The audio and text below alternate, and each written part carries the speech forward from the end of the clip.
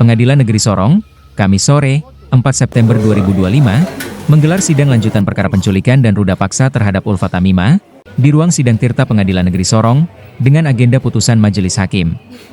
Dalam amar putusannya, majelis hakim menjatuhkan hukuman penjara selama 15 tahun dan denda 100 juta rupiah subsidiar 6 bulan penjara kepada Herman Patrick Duaramuri alias Oke, lantaran terbukti secara sah dan meyakinkan melakukan penculikan dan ruda paksa terhadap Ulfa Tamimah, seorang gadis penyandang disabilitas. Vonis ini lebih tinggi dari tuntutan jaksa penuntut umum yang menuntut terdakwa Oke dengan hukuman 14 tahun penjara. Hal yang memberatkan adalah terdakwa melakukan penculikan dan kemudian berlaku bejat kepada seorang gadis penyandang disabilitas. Usai melampiaskan nafsu bejatnya, Oke bahkan tega meninggalkan Ulfa Tamimah selama 7 sebelum ditemukan warga dalam jurang di belakang Hotel Belagri Gunung. Putusan nomor 141 Pisus 2025 Pengadilan Negeri Sorong atas nama terdakwa Herman Patrick Mark Duaramuri alias Oke, yang pada intinya bahwa majelis hakim sependapat dengan tuntutan jaksa penuntut umum, terdakwa terbukti melakukan tindak pidana sebagaimana dalam dakwaan alternatif pertama jaksa penuntut umum. Kemudian dalam perkara ini penasihat hukum terdakwa ada yang mengajukan pledoi dan sudah majelis hakim pertimbangkan di dalam putusan. Tadi sudah didengarkan semua, sudah jelas.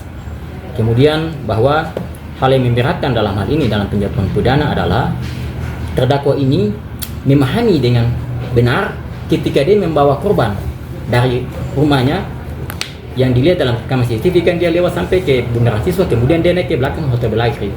Dalam perjalanan itu terdakwa ini mengajak korban berbicara, namun korban ini tidak merespon. Kemudian pada saat sampai di TKP, ketika terdakwa menurunkan korban di bawah pohon, itu korban ini tidak ada perlawanan. Nah, disitulah terdakwa mengerti dan memahami betul bahwa korban ini memang memiliki keterbelakangan mental. Dalam hal ini, korban adalah seorang penyandang disabilitas. 15 tahun. 15 tahun, kemudian denda 100 juta. Apabila dendanya tidak dibayar, maka diganti dengan pidana kurungan selama 3 bulan. Subsidiar. Itu subsidiarnya. Oke. Pasalnya itu pasal dakwaan pertama pasal 6 huruf C, Yunto pasal 15 ayat 1 huruf B, Yunto pasal 4 ayat 2 huruf B. Undang-Undang RI nomor 12 tahun 2022 tentang tindak pidana kekerasan seksual.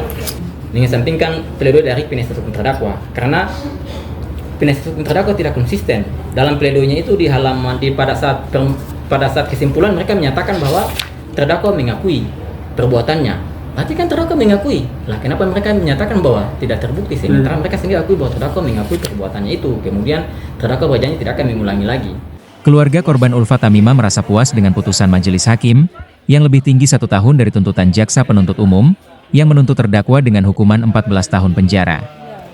Nenek Ulfa Tamimah, Fatmawati Tamimah, mengucapkan terima kasih kepada semua pihak yang telah bersama-sama mengawal perkara penculikan dan ruda paksa terhadap Ulfa Tamimah hingga pelaku mendapat hukuman sepadan.